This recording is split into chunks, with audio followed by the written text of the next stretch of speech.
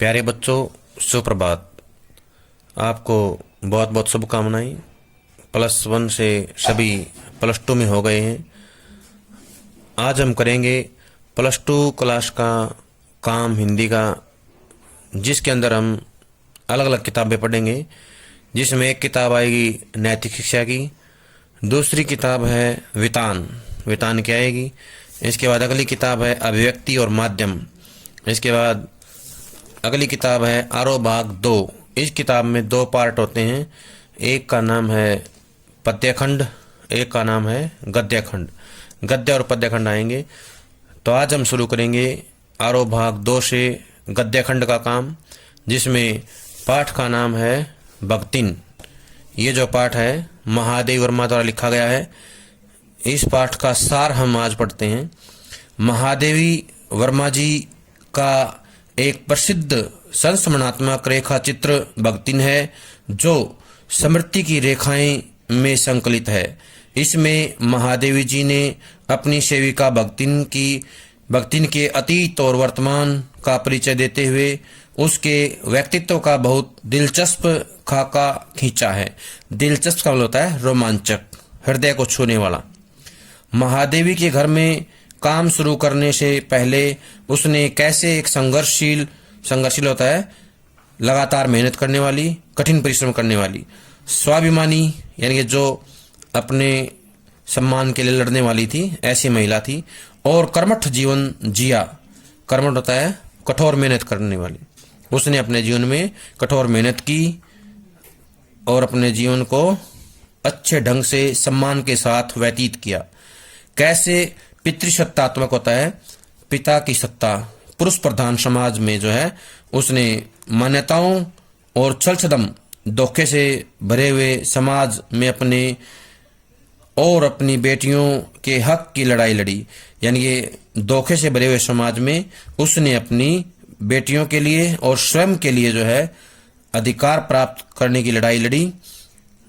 और उस लड़ाई में उसने अपनी जिंदगी में हार कर कैसे अपनी जिंदगी की राह को पूरी तरह से बदल लिया या बदलने का निर्णय किया, ये सारी कहानी हम इसमें पढ़ेंगे। इसका अत्यंत संवेदनशील चित्रण इस पाठ में किया गया है। यानी कि भक्तिन के जीवन की जो ये संवेदनशील कहानी है, हृदय को छूने वाली कहानी है, इसका वर्णन जो है इस पाठ में देखने को मिलता है।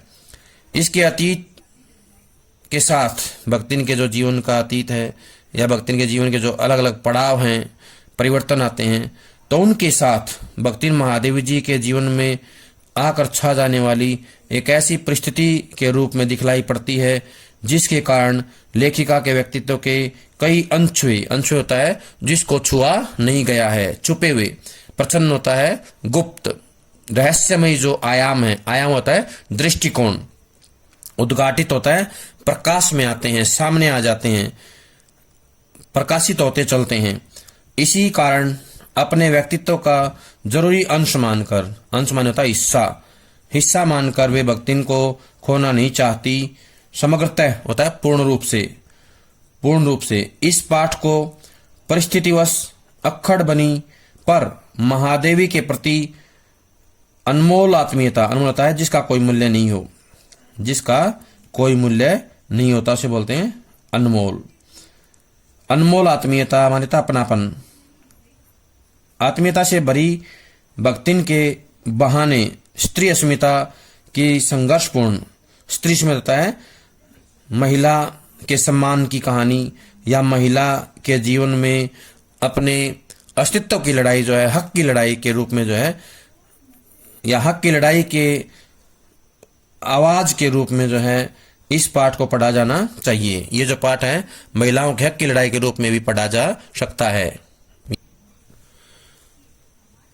इस पाठ में भक्तिन के जीवन में 4 पड़ाव आते हैं, जिनको परिच्छेद के नाम से जाना जाता है। पहला परिच्छेद, दूसरा परिच्छेद, तीसरा परिच्छेद और चौथा परिच्छेद।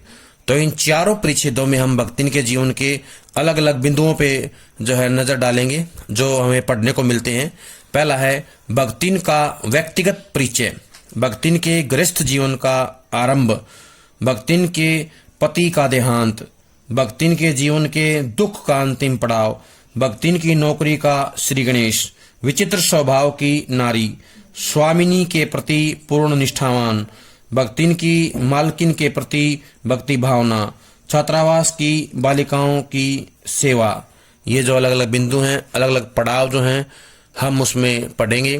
तो प्यारे बच्चों, ये था हमारा आरोह भाग 2 के पहले पाठ का सार और उसके साथ साथ मुख्य बिंदु जिनके बारे हम मूल पाठ पढ़ेंगे तो वर्णन किया जाएगा। सभी जब तक मूल पाठ पढ़ाते हैं उससे पहले इनको पढ़ लें, याद कर लें। सभी का बहुत बहुत धन्यवाद।